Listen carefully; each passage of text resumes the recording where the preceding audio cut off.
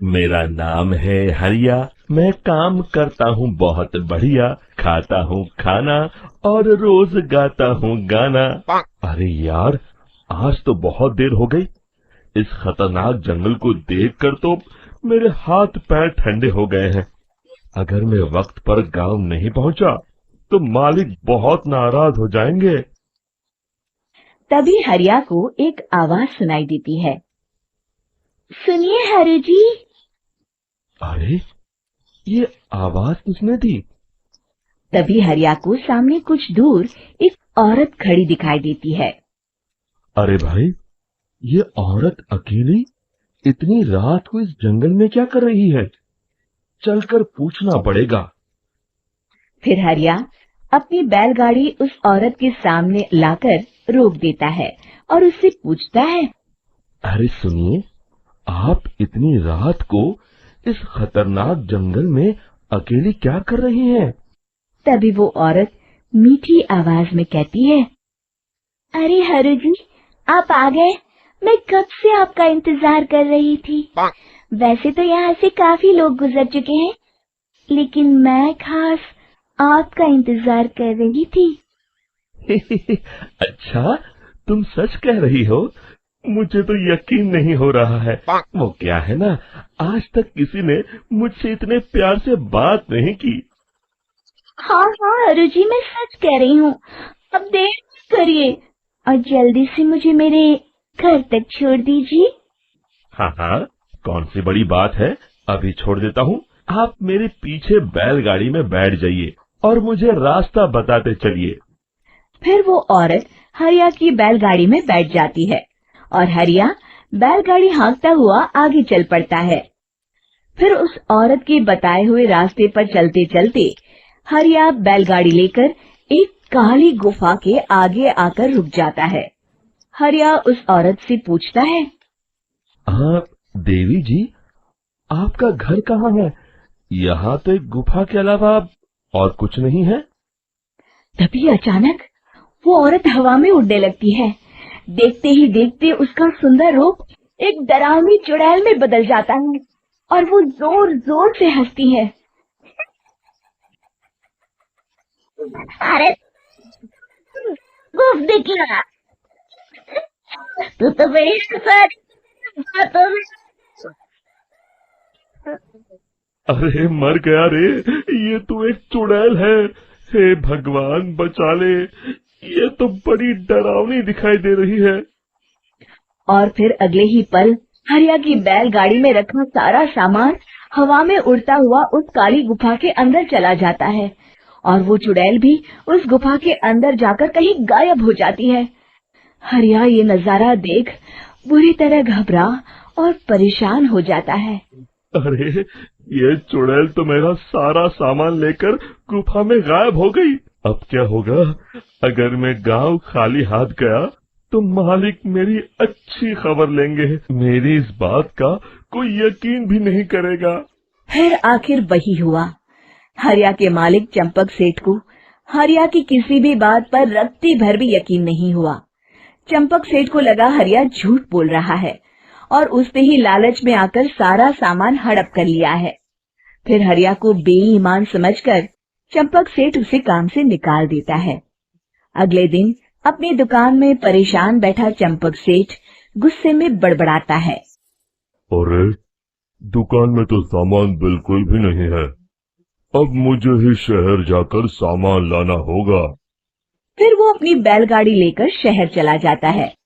शहर से सामान लेकर जब चंपक सेठ वापस गांव लौट रहा होता है, तभी उसे एक आवाज सुनाई देती है।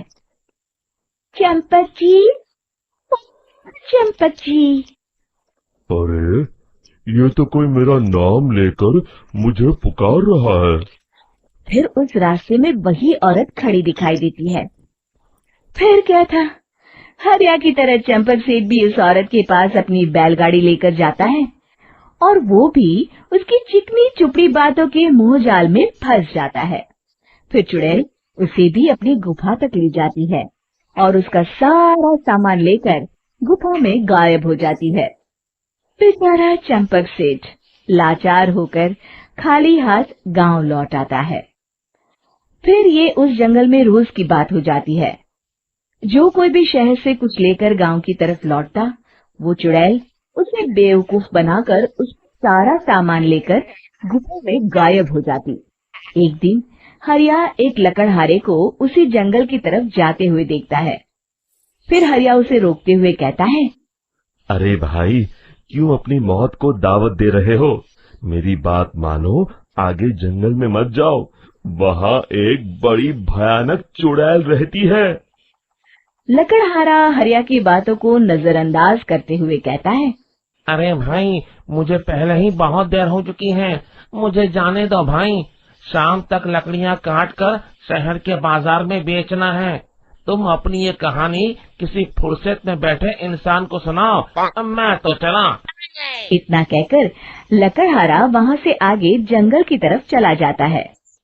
फिर अगले दिन गांव के मुखिया के घर के बाहर बहुत सारे लोग जमा हो जाते हैं। तभी हाथ में कुल्हाड़ी लिए खड़ा लकड़हारा कहता है, अरे मुखिया जी, अब आप ही हमें बचाइए उस जंगल वाली चुड़ैल से। हमारा सारा काम तो शहर से ही होता है। अरे मुखिया जी, उस चुड़ैल की वजह से तो मैं पूरी तरह बर्बाद हो गया हूँ। हम सबको मिलकर उस चुड़ैल का कोई इलाज करना पड़ेगा। तभी भीड़ में खड़ा बीरा कहता है, आप लोग चिंता मत करिए, कल से वो चुड़ैल किसी को नहीं लूट पाएगी। मेरे पास एक बहुत अच्छी तरकीब है। तभी चंपक सेठ उसका मजाक उड़ाते हुए कहता है, अरे तेरा नाम वीरा है तो क्या हुआ? तूने अभी उस चुड़ैल को देखा नहीं है? जाकर अपना काम कर, बड़ा आया। तब मुखिया जी कहते हैं, नहीं नहीं चंपक सेठ, मुझे लगता है हमें इस लड़के को एक मौका देना चाहिए। फिर सभी गांव वाले मुखिया जी की बातों से सहमत हो जाते हैं और वीरा शाम को एक बैलगाड़ी में कुछ सामान लादकर उस जंगल की ओर चल देता है। वीरा, ओ वीरा, कहाँ जा रहा है? तभी वीरा मुड़ के देखता है, वही चुड़ैल एक औरत के रूप में खड़ी है। अरे बहन जी, मैं आपको ही ढूंढ रहा था। देखिए, मैं आपके लिए क्या लाया हूँ। इतना सामान लाया है?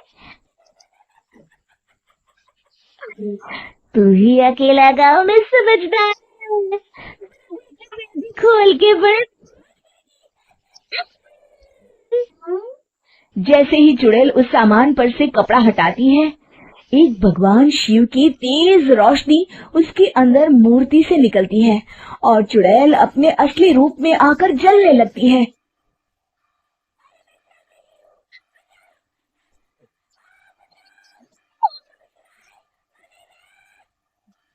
देखते ही देखते वो चुड़ैल राख के साथ उड़ जाती है और सभी गांव वाले भी वहां जाते हैं।